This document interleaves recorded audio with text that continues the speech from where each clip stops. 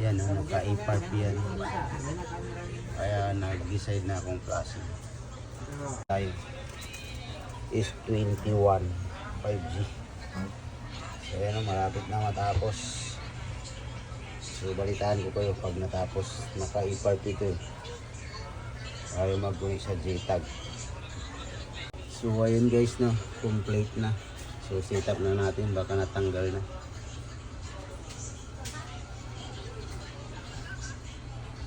Wala na yung susi dun. Ha? Dawangan yun. Skip ayun, natanggal na. Okay na yung S21 natin. Tanggal na yung ano.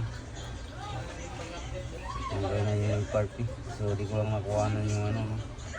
Yung video na naka-A-Parp pa siya, pero A-Parp talaga ito. Papakita ko na lang sa inyo.